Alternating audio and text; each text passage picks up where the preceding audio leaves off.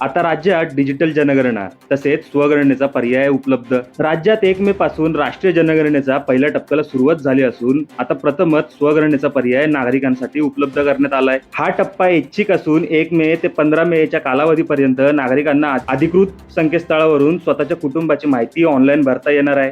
राज्याच्या मुख्य प्रधान जनगणना अधिकारी डॉक्टर निरुपमा डांगे यांनी ही माहिती गुरुवारी दिली. ही जनगणना प्रक्रिया यशस्वी होण्यासाठी नागरिकांनी स्वतः माहिती घ्यावी असे आवाहन प्रशासनाने केलंय. ही स्वगणना कशी कराल?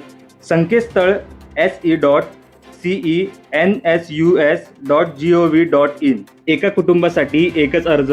यात एकूण 33 प्रश्नांची माहिती भरावी लागेल आणि ती अचूक भरावी लागेल. कोणतेही कागदपत्र अपलोड करायची गरज नाही. माहिती पूर्ण भरल्यावर तुम्हाला 11 अंकी युनिट आयडी मिळेल. ही आयडी पुढील पडताळणीसाठी जतन करून ठेवणे आवश्यक. घरगणना कधी? 16 मे ते 14 जून 2026 या कालावधीत जनगणना अधिकारी घरोघरी जाऊन घरगणना करतील आणि स्वगणना केली आहे त्याची माहिती घेतील. यावेळी 11 अंकी युनिट आयडी दाखवणे गरजेचे आहे.